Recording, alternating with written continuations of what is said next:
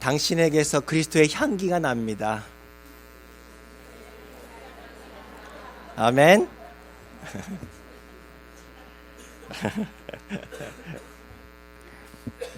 아멘. 그 미국 TV 프로그램 가운데 그 저지 주디라는 프로가 있는데 혹시 아세요? 예. 한국말로 하면 주디 판사님. 예. 일상에서 일어나는 개인 간에 일어나는 뭐 들어보니까는 한 최대 해봐야 한 5,000불 미만의 작은 사건들을 다루는 법정 리얼리티 쇼라고 합니다. 한 번에 이런 사례가 있었습니다. 한 여인이 거리에서 누군가로부터 이 강아지 한 마리를 샀습니다. 한 50불 주고 샀다고 하는데 현재 그 사람이 같이 살고 있었던 거예요. 그런데 갑자기 원주인이 나타났습니다. 그래서 잃어버린 그 자기의 강아지, 그 내 거니까 또 돌려달라고 이렇게 얘기를 합니다. 여러분, 그럼 강아지의 주인은 누가 되어야 합니까? 네, 어렵죠. 그래서 마치 솔로몬의 재판이다라고도 얘기를 하는데요. 이 원고는요, 다름 아닌 강아지를 잃어버린 남성이었어요. 자신이 잃어버린 강아지의 원주인이니까 돌려달라고 주장을 하고, 피고는 현 주인인 거예요. 이 강아지를 거리에서 50불 주고 샀으니까 이제 내가 정당한 권리를 가진 주인이다라고 한 거예요. 이런 공방이 막 이렇게 치열하게 오간 끝에 이 주디 판사는 아주 간단하게 판결을 합니다. 어떻게 한 줄 아세요? 이 강아지를 법정에 데리고 옵니다. 그리고 어떻게 했을까요? 바닥에 내려놓습니다. 그 두 주인을 이렇게 딱 옆에서 세워놓고 강아지가 어디로 가는지 이렇게 보고자 한 거예요. 강아지 스스로 주인을 선택하라라고 이렇게 한 겁니다. 강아지를 내려놓자마자 어떤 일이 일어난 줄 아세요? 현주인? 그 강아지가 원주인을 보고는 막 쫓아 달려가기 시작합니다. 그래서 막 다리를 막 부비고 막 안아달라고 막 점프하잖아요, 강아지가. 이 강아지가 푸드같이 보였는데 굉장히 똑똑했던 거예요. 현 주인이 막 항의를 합니다. 이 강아지 성격이 원래 이래요. 근데 판사는 단호하게 No, 강아지의 주인을 원주인하고 원주인이라고 이렇게 판결을 내려줍니다. 더 이상 토를 달 수가 없이 끝나고 말았어요. 그 장면을 보면은 TV에서 시청자들은요, 아마 지금 우리가 웃었던 것처럼 참 재미있다 하게 이렇게 볼 수 있을 거예요. 그런데 여러분, 법원에 가서 그 판결을 이렇게 받아보면은 어떻습니까? 당사자로 재판을 받아야 하는 경우라면 아마 그곳에서는 웃음기 사라지지 않을까요? 자꾸 부끄러운 얘기를 자꾸 해서 참 민망하긴 한데, 저도 법원에 간 적이 있다고 했잖아요. 그 미국에 와서 처음으로 속도 위반 딱지를 떼가지고 법원에 가게 되었습니다. 제가 처음에 그 법원에 가니까 얼마나 긴장했겠어요. 한국 법원도 아니고 미국 법원인데다가 이거 어떻게 해야 되는지 아무것도 모르니까. 그러면서 이제 신분증 검사를 하고 이 법정에 들어가니까 정말 많은 사람들이, 저만 있는 게 아니라 정말 많은 사람들이 있더라고요. 그 사람들 하나같이 얼굴이 긴장한 모습이 역력해 있었어요. 그러면서 한 사람을 기다리고 있는데 그 사람이 누군지 아세요? 가보셨나 봐요. 어떻게 잘 아시죠? 판사를 기다리고 있었어요.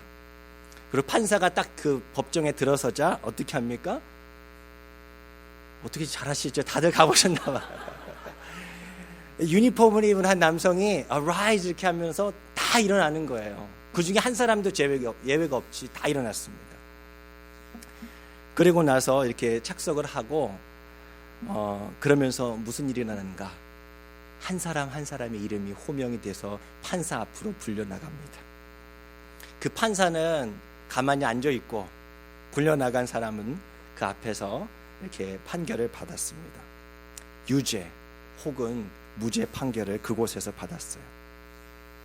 유죄 판결을 받은 사람은 당연히 죄값도 받았으면 물론입니다. 그 법정 안에서 재판을 기다리는 사람들 가운데서는요, 긴장감이 가득했고요. 그 법정 안에 있던 최고의 권위자 누구라고요? 이 판사에게는요, 재판관에게는요, 위험이 느껴졌습니다. 판사는 높은 곳에 앉아 있고 사람들은 다 하나같이 한 사람씩 나와서 그 판사 앞에 섰습니다. 이 판사의 권위가 얼마나 대단하냐면요, 법정 안에서 이 주디 판사도 그렇게 얘기를 자주 합니다. 보신 분은 알겠지만, 내는 똑바로 보고 얘기해. 내가 너보다 똑똑해. 날 속일 생각하지 마.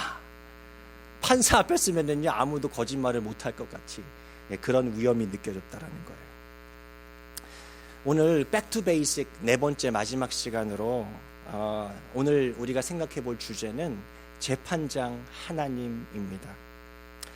오늘 말씀에서 바울은요, 모든 만물을 창조하신 창조주 하나님께서는 모든 사람을 이제 심판하시는 재판장 하나님이시다라고 가르쳐주면서 오늘 아테네에서의 설교를 마무리합니다. 재판장 되신 하나님께서 어떻게 재판을 할 것인지 두 가지를 정해 놓으셨다라고 그렇게 바울은 가르쳐줍니다. 첫 번째는 하나님께서 세계를 정의로 심판하실 그 날을 정해 놓으셨다라고 얘기를 하고요. 두 번째는 뭘 정했는가? 심판의 날에 누가 재판을 할지 그 재판관을 임명해 놓으셨다라고 얘기를 해요. 재판날이 정해져 있고 재판관이 준비되어 있다. 모든 것이 준비된 그 하늘 법정의 재판관 앞에 누가 서게 될까요? 우리 모든 한 사람 한 사람이 서게 될 것이라는 이야기였어요. 히브리서 9장 27절의 말씀 우리 같이 한번 읽어볼까요? 시작. 한 번 죽는 것은 사람에게 정해진 것이요 그 후에는 심판이 있으리니. 여러분, 그런데 이 심판에 대한 이야기를 들을 때 어떤 마음이 확 먼저 드십니까? 누군가 나를 심판한다고 얘기했을 때 나에게 드는 사실 자연스러운 첫 반응이 뭔지 아세요? 두려움도 맞는데요, 이 두려움은 아주 성품이 좋으신 분은 두려움을 가진 것 같아요. 성품이 별로 좋지 않은 저는 어떤 생각이 들었냐면은, 아니 그 사람이 누군데 나를 심판해? 그런 생각 안 드세요? 아니 그 사람이 누군데 나를 심판해? 심판자의 권위, 심판자의 자격에 대한 의문이 들게 마련이에요. 모세가 한 번은 자신의 백성들이, 자신의 민족 유대인들이 싸우는 것을 보고 나서 유대인들이 모세가 뭐라 합니까? 같은 민족끼리 싸우지 마 라고 했더니 그 사람들 대뜸하는 반응이 뭔지 아세요? 누가 너를 우리의 재판장으로 삼았느냐라고 이렇게 반문하는 거예요. 너가 뭔데 우리를 심판하냐 이거죠. 판단하냐 이거죠.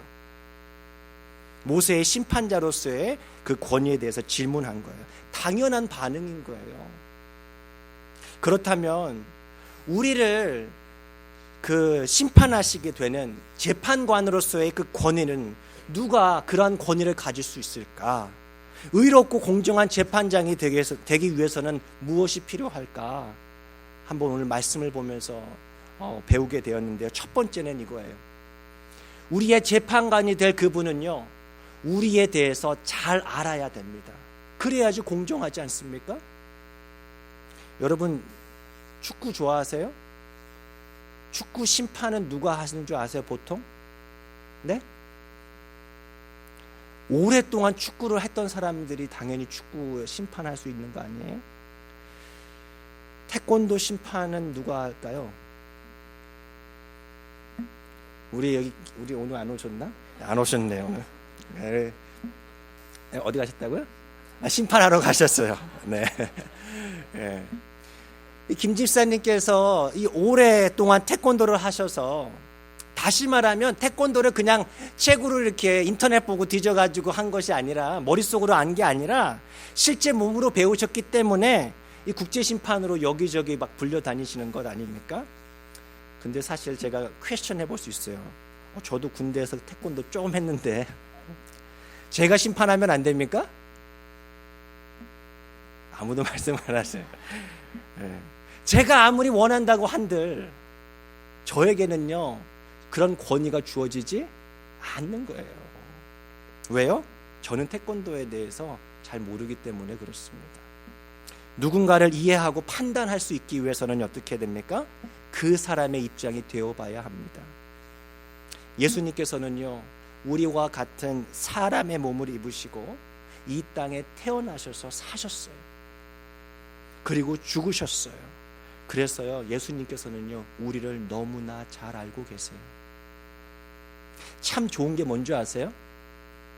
우리가 사람이 어떤지도 아실 뿐만 아니라 재판관 되시는, 재판관으로 임명받으신 그 예수님께서는요, 우리의 연약함도 아신대요.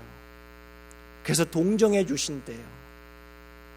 히브리서 4장 15절 말씀 우리 같이 한번 읽어보겠습니다. 시작.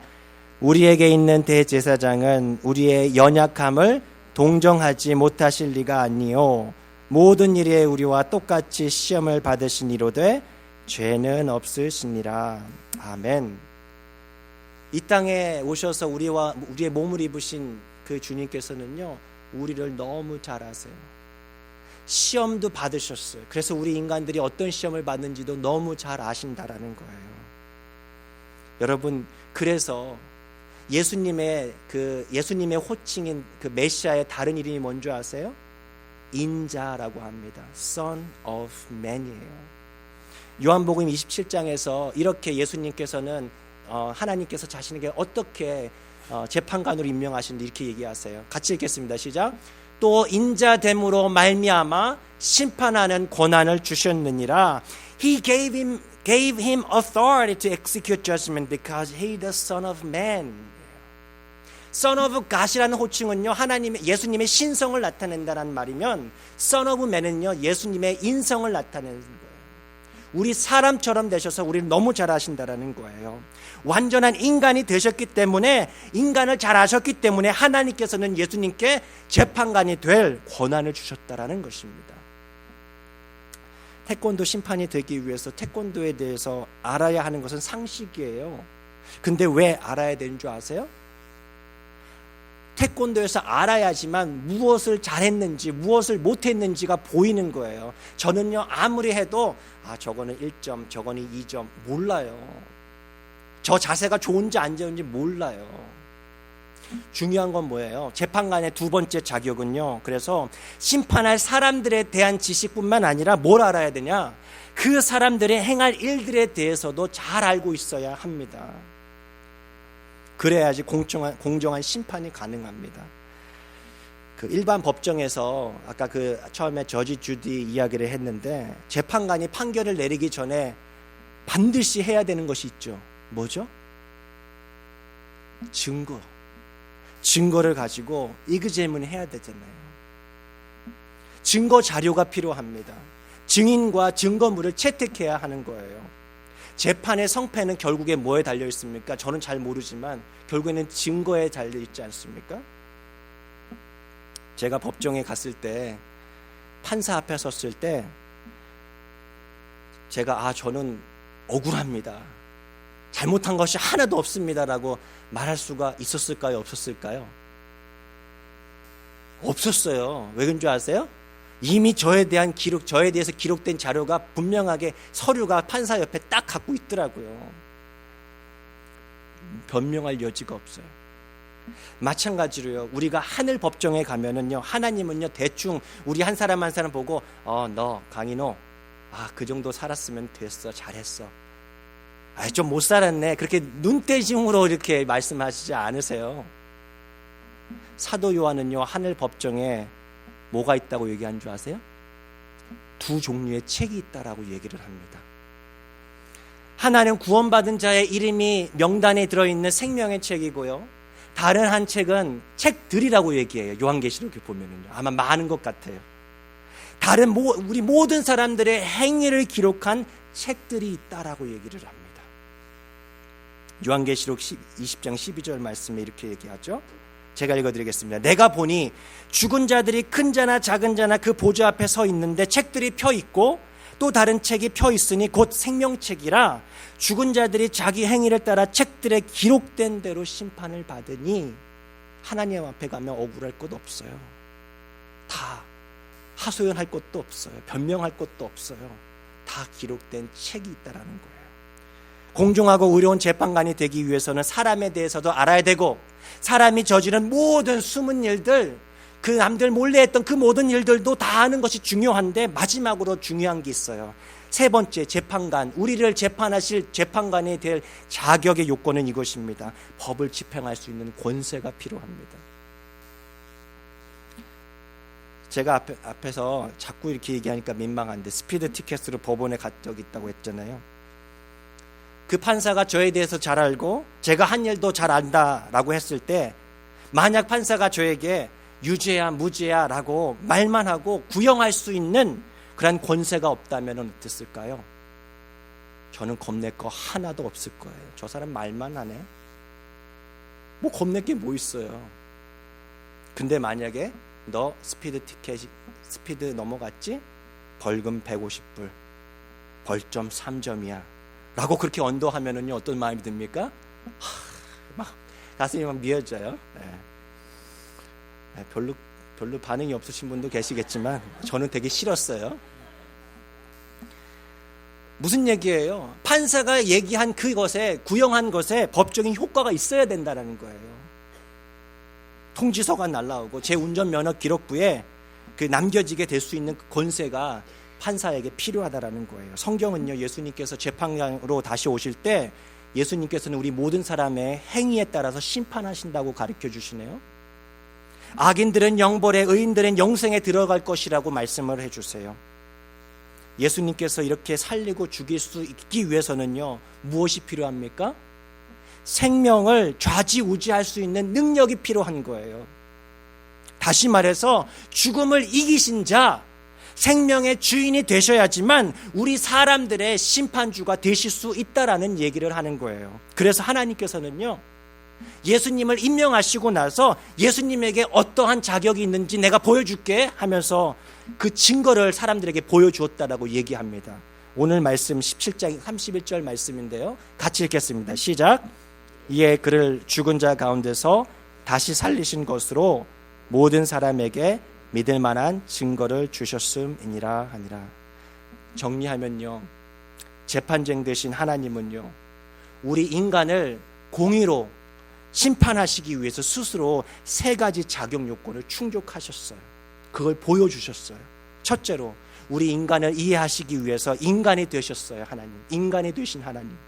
둘째로, 우리의 모든 것을 아시는 지식의 하나님이 되셨고요. 셋째로, 삶과 죽음을 명하실 수 있을 만한 권세가 있으시는 부활의 하나님이 되셨다라는 것입니다. 시편 기자는요, 이러한 하나님을 일컬어서 의로우신 재판장이라고 얘기합니다. 하나님은 의로우신 재판장이심이요, 그렇게 노래를 합니다. 그러면 우리가 생각해 봐야 됩니다. 아니, 그래, 좋습니다. 이 세상이 끝나면, 우리의 삶이 끝나면 우리 모든 사람은 재판장 되신 하나님 앞에 나가서, 예수님 앞에 나가서 심판을 받아야 된다고 한다고 하는데, 그 재판장 되신 하나님에 대한 지식이 우리에게 도대체 무슨 의미가 있습니까? 여러분, 어떻게 오늘 말씀이 들려지세요? 저는 두 가지로 정리를 해보았습니다. 첫 번째 단어는요, 이거예요. 위로입니다. 위로. 우리 같이 한번 읽어볼까요? 위로, 시작. 위로, 인생의 모든 선악간에 심판하실 분이 계시기에 우리는 위로를 얻습니다. 사무엘의 어머니인 한나는요, 참 억울한 여인이었습니다. 후초로 들어온 그 분인나란 여인은 그 아들을 막 순풍순풍 잘 낳지만 이 여인은 아이를 못 낳은 거예요. 그래서 이 본처인 자신을 괴롭히기 시작합니다. 당시 아들을 못 낳으면은 이 아주 수치였죠. 그렇기 때문에 이 여인은 정말 괴롭힘을 많이 당했던 거예요. 너무 힘들었어요. 그래도 그녀는요, 그 사람에게 가지 않고 믿음의 여인이었습니다. 그래서 자신의 어려움을 신앙적으로 한번 해소하려고 합니다. 그래서 어디로 갑니까? 오늘날로 하면 교회에 나가 기도합니다. 눈물 콧물 흘리면서 통곡하면서 기도하고 있는데 누가 나타납니까? 오늘날로 말하면 목회자인 엘리 제사장이 나타납니다. 근데 문제가 있었어요. 그 엘리 제사장이 그 당시에 영적으로 눈이 멀고 있었어요. 그래서 그녀를 어떻게 합니까? 술 취한 줄 알고 오해합니다. 여러분이 그 당시 그 한나라면 어떤 마음이 들었을까요? 교회 안 나와 이제. 나를 그렇게 오해한단 말이야? 그런 마음 들지 않겠어요? 목회자에게 든 그 얻는 상처가 좀 크잖아요. 아니 믿었던 그 사람이 그럴 수 있어. 그런데요, 한나에게는요 그러지 않았어요. 종교와 정치가 하나였던 당시 재정일치 시대 때는요, 제사장들은요 정치적인, 종교적뿐만 아니라 정치적인 권력도 가지고 있었어요. 이 여인은요 불쌍했어요. 자신이 할 수 있는 것이 아무것도 없었어요. 억울했어요. 그 억울함을 어디다 하소합니까? 요즘에 우리 뉴스를 보시면은 성직자에 대한 비리가 막 그냥 하루가 멀지 않고 계속해서 나타나는 것을 우리는 봅니다. 사실 근데요, 여러분, 이상하게 생각할 게 아니더라고요. 성직자에 대한 비리는요, 문제는요, 오늘 어제의 일이 아니라 수천 년의 역사를 가지고 있었더라고요. 사무엘상 한번 보세요. 엘리의 두 아들이 누구입니까? 홈리와 비느하스. 아버지 엘리는요 그 영적으로 둔해져 있었어요. 근데 두 아들은 뭐 하고 있었어요? 성도들의 재물을 가지고 막 자신의 탐욕을 막 채우고 있었어요. 그리고 성전에서 일하는 여인과 성행위도 막 하고 막 그랬었어요. 성적으로 타락하고 있었어요.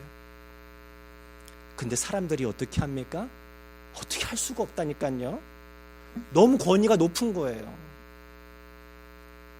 그때 했던 그녀 한나의 기도 내용이 어떤지 한번 보세요. 같이 한번 그 부분 읽어보겠습니다. 우리 같이 읽겠습니다. 시작. 여호와와 같이 거룩하신 이가 없으시니 이는 주밖에 다른 이가 없고 우리 하나님 같은 반석도 없으심이니이다. 3절 말씀 아주 중요합니다. 시작. 심히 교만한 말을 다시 하지 말 것이며 오만한 말을 너희의 입에서 내지 말지어다. 여호와는 지식의 하나님이시라. 행동을 달아보시느니라. 한나가 억울해도 참을 수 있었던 거 뭔지 아세요? 이것 때문에 그랬어요. 하나님이 계시는데, 분명히 살아 계시는데 그 하나님은 모든 것을 아시는 knowledge of God이라는 거예요. God of knowledge라는 거예요. God of knowledge. 그래서 하나님께서 어떻게 하신다고요? 행동을 달아보신대요. 우리의 모든 말과 행동은요, 공기 중에 그 진동으로 그냥 끝나지 않아요. 사라지는 것이 아니라니까는요. 우리의 모든 삶을요, 저울로 달아보신대요. 여러분, 왜 저울로 재죠? 왜 저울로 재죠? 그냥 눈대중으로 잡아보면 되지 않아요? 저울로 재는 이유는 딱 한 가지예요. 정확하게 위해서. 우리 물건값 대충 보고 값을 매기지 않는 것처럼 우린 저울에다 달아보는 거예요. 내 생각, 내 느낌 이 정도면 잘 살았지, 나 정도면 괜찮지가 아니에요, 여러분. 하나님께서 가신 저울에 우리가 달려야 되는 거예요. 모든 것을 아시고 공의로 심판하실 하나님을 알았기에 한나는요, 억울했던 시간들을 견뎌낼 수 있었더라고요. 얼마 전에 한국에 있는 한 지인과 통화를 하는데 제게 이런 불평을 쏟아 놓으셨어요. 아니, 어떻게 목사라는 타이틀 가진 사람이 입에 담지 못하는 그런 말들을 하는가. 도대체 나는 교회 다닌 사람이 마음에 들지 않아. 교회 다닌 사람들이 더 문제야. 내가 어떻게 교회 다니겠어. 이렇게 저한테 얘기를 하더라고요. 왜 하나님께서 살아계시다면 그러한 사람들 내버려 두시는가? 여러분, 제가 어떻게 대답했을까요? 여러분이라면 어떻게 대답하시겠어요? 아니야 라고 부정하고 싶으세요? 저는 이렇게 했어요. 맞아요. 이 세상에는 양의 탈을 쓴 늑대들이 분명히 존재합니다. 저는 확신합니다. 하나님께서 반드시 계시고, 그래서 그 하나님께서 공의로 선악간에 심판하실 것을 나는 믿습니다. 그래서 반드시 하나님은 계셔야 하는 거예요. 세상 돌아가는 것도 그렇고 가까운 사람들 때문에 받은 상처 때문에도 그렇고 여러분들 이 세상에 살면서 억울하고 답답한 일이 얼마나 많은지 모릅니다. 여러분 우리는요 위로의 시대를 살고 있지 않습니까? 위로가 필요한 시대. 여러분 근데 그 위로가 어디서 나와요? 모든 것을 저울로 달아서 판단하시는 재판장 되신 하나님이 살아계심을 기억할 수 있기를 바랍니다.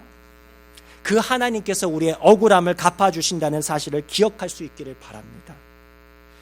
두 번째, 의로우신 재판장 되신 하나님에 대한 지식이 우리에게 주는 의미 두 번째는 이거예요. 경고예요. 경고. 같이 한번 읽겠습니다. 시작. 내 인생의 모든 은밀한 제약을 다 알고 계시는 분이 계시기에 우리는 옷깃을 여미게 됩니다.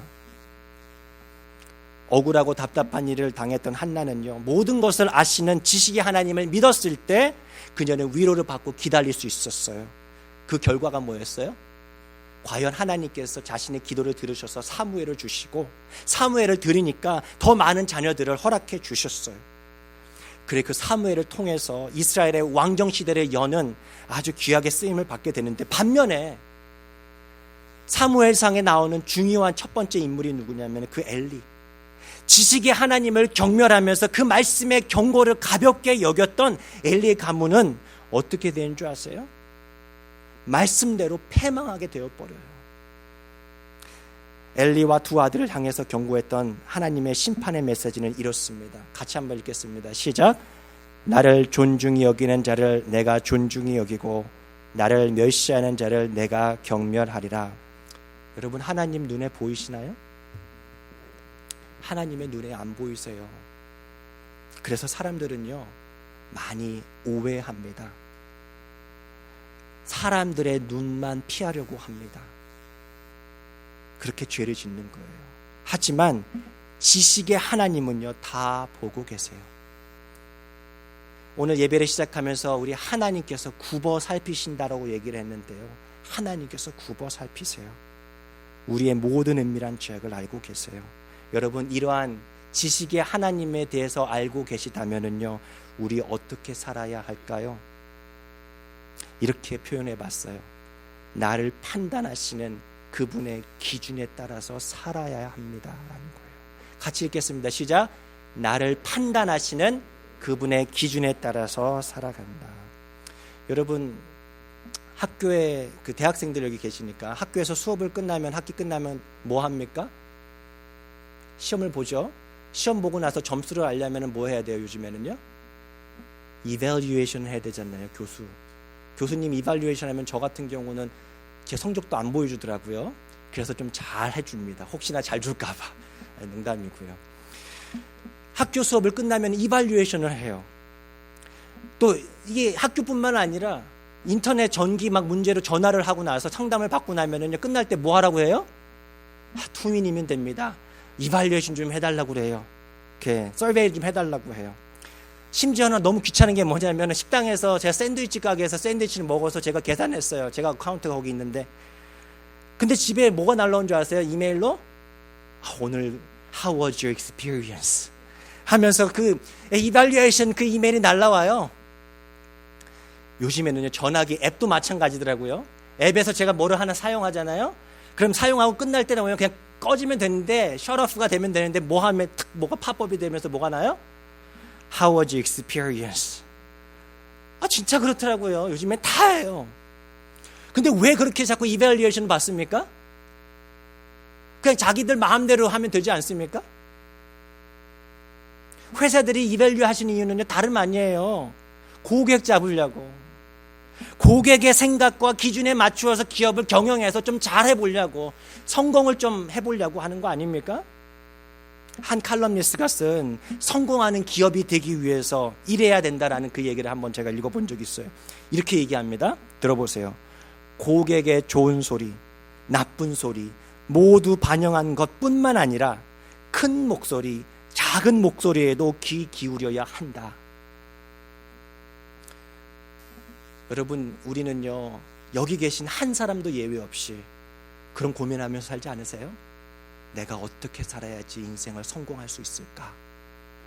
어떻게 하면 성공적인 인생을 살 수 있을까? 고민 많이 하잖아요. 제가 알려드릴게요. 하나님의 꾸짖는 소리, 칭찬의 소리, 큰 소리, 작은 소리에도 기울이면서 사시기 바랍니다. 그것이 성공하는 인생의 열쇠인 줄로 믿습니다. 우리의 모든 말과 행동을 저울에 달아 섬세하게 판단하시는 하나님의 기준에 맞게 살아갈 수 있기를 바랍니다. 여러분, 그래서 우리 어떻게 해야 돼요? 설문조사하는 그 기업들처럼 우리 뭐 해야 돼요? 하나님께 자꾸 물어야 합니다. 하나님의 말씀을 들어야 합니다. 귀 기울여야 합니다. 우리의 삶에 대한 하나님의 피드백을 반드시 들어야 해요. 여러분, 어떻게 할 수 있을까요? 아마 여러분들 많은 분들은 하고 계실 텐데 혹 안 하셨다면 제가 팁을 좀 드릴게요. 잠자기 전에 피드백 한번 들어보세요. 하나님께. 잠자리에 누워서 하나님께 피드백 들어보세요. 하나님, how was my life today? 오늘 하루 어떻게 살았습니까? 하나님, 제가 잘못한 것 있으면 용서해 주세요. 그렇게 기도해 보시기 바랍니다. 그리고 아침에 일어나셔서 여러분 어떻게 하루를 시작하십니까? 우리가 어떻게 살아가면 잘 살 수 있는지를 말씀하시는 하나님의 그 목소리에 귀를 기울일 수 있기를 바랍니다. 말씀을 들어야 합니다. 혹시 그 화면을 띄워줬는지 모르겠는데, 우리 요즘에는요, 그 앱이 참 좋은 게 많이 있잖아요. 제가 갖고 있는 앱은요, 모두의 묵상이라는 앱입니다. 한번 나중에 찾아보세요. 여러분들 가운데 하루에 하나씩 성경 1년의 그 말씀들을 하루에 한 구절씩 혹은 두세 구절씩 이렇게 팝업을 띄워줍니다. 그래서 그거 한 말씀 묵상하면서 사는 거예요. 그리고 그것을 외우면서 하루 종일 묵상하면서 사는 거예요. 참 도움이 됩니다. 여러분들 생명의 삶도 많이 아시죠? 큐티. 생명의 삶 돈으로 사셔야 된다면은 여러분 여기 나가다 보시면은 데일리 브레드라는 책이 있습니다. 아니, 책도 번거로우시면은요, 앱으로 다운받으시면 프리예요. 데일리 브레드 보실 수 있길 바랍니다. 여러분, 성경책 안 보시는 분들 계시죠? 근데 좀 더 재미있게 보시고 싶으신 분 계시죠? 제가 최근에 알았는데 드라마 바이블이라고 있습니다. 깜짝 놀랐어요. 드라마 듣는 줄 알았어요. 성경책 읽는데. 그리고 우리말 통독 성경을 읽어주는 책들도 많이 있어요. 듣는 것만으로도 부족하다. 나는 하나님의 말씀을 쓰고 싶습니다. 성경에 보면은요, 맑은 성경이라고 있습니다. 온라인 성경 쓰기도 있어요. 여러분, 그렇게 하나님의 말씀 가운데 우리가 자꾸 들을 수 있어야만 하는 거예요. 한번 여러분도 해보시기 바랍니다. 오늘 사도 바울은요, 하나님은 공의로 심판하시는 재판장이 되신다라고 말씀하면서 아테네 사람들을 향해서 마지막으로 이렇게 얘기를 하는 거예요. 하나님의 경고의 메시지를 선포합니다. 회개하라. 이 회개라고 하는 것은요, 여러분 어떤 의미인 줄 아시죠? 그냥 내 마음에 그냥 좀 찔리네. 그러면 혹은 눈물을 흘리거나 혹은 감정적으로 그렇게 살았어야 하는데 그냥 후회하는 것으로 끝나는 것이 회개가 아닌 거예요. 회개는요, 삶의 방향을 바꾸라는 거예요. turn around. 행동을 바꾸라는 요청이에요.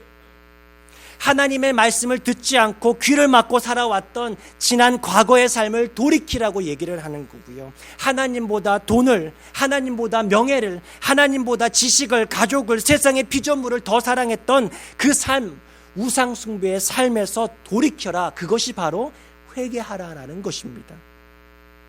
그런데요, 여러분, 이 바울의 메시지를 들었을 때 당시 아테네 사람들은요, 어떻게 반응한지 아세요? 우리가 방금 전에 읽었잖아요. 그들은요, 지혜가 많다고 생각했던 사람이었잖아요. 그들 대부분은요, 행동을 바꾸라는 요청에 거부합니다. 그들은 어떻게 받아들였는가 보니까는요, 그런 지식도 있구나. 오케이, not bad 하고 that's it이었어요. 왜 그렇게 여긴 줄 아세요? 아테네 사람들에게 있어서 지혜가 뛰어나다고 하는 그들에게 있어서 예수님의 십자가는요, 부활하신 예수 그리스도는요, 아주 어리석은 이야기처럼 들렸기 때문에 그렇습니다. 고린도전서 1장 22절에서 23절의 말씀 우리 같이 한 번만 읽겠습니다. 시작. 유대인은 표적을 구하고 헬라인은 지혜를 찾으나 우리는 십자가에 못 박힌 그리스도를 전하니 유대인에게는 거리끼는 것이요 이방인 헬라인에게는 미련한 것이로되. 그래서 대부분의 사람들은요, 바울의 오늘 이야기를 듣고요, 조롱했습니다. 그리고 더러는요, 그 말 괜찮게 들리네, 다음엔 내가 좀 더 들을게, 유보해요. 그리고 오직 소수만이 그 바울의 설교를 듣고 회개하였다라고 이야기를 해줍니다. 여러분, 2000년이 지난 오늘 이 시간 바울 사도는, 하나님께서는 바울 사도의 이 설교 말씀을 통해서 우리에게 도전하고 계십니다. 회개하라. 너희의 지금의 우상을 섬기는 삶으로부터 돌이키라. 그 말씀을 우리에게 선포하고 계시는데요, 여러분 어떻게 반응하시겠습니까? 여전히 교회는 나오지만 재판장 대신 지식의 하나님이 계시다는 것 생각하면서 그의 목소리에 귀 기울이기보다 세상의 피조물을 우상으로 삼고 있다면요, 오늘 회개하면서 삶을 변화시킬 수 있는 그런 역사가 우리에게 있기를 바랍니다. 초대교회 믿음의 선배들은요, 믿음 때문에 탄압을 받으면서 억울하게 죽어가던 순간에도 참 미련해 보이는 예수 그리스도의 십자가 붙들며 살았다고 합니다. 그러면서 서로 만날 때마다 이렇게 인사말을 전했어요. 어떻게 해요? 마라나타, 주님 다시 오시옵소서. 서로 만날 때마다 마라나타 이렇게 인사했어요. 왜 그랬을까요? 저는 당연했을 거라고 생각해요. 왜 그런 줄 아세요? 위로가 필요했기 때문에 그래요. 소망이 필요했기 때문에 그래요. 주님께서 다시 오실 것인데 그때는 우리들의 눈물을 닦아주실 거야, 우리의 억울함을 씻어주실 거야 라고 믿고 그렇게 기다렸던 거예요. 반드시 공의로 심판하실 주님께서 오실 것을 경고로 삼으면서 거룩한 삶을 살기 위해 몸부림쳤을 거라는 거예요. 오늘 아침 이 시간 우리 다 함께 일어나셔가지고 우리도 초대교회 성도들이 그렇게 불러쳤던 것처럼, 그렇게 인사했던 것처럼 마라나타, 그렇게 우리도 같이 고백하면서 찬양했으면 좋겠습니다. 우리 같이 찬양하겠습니다.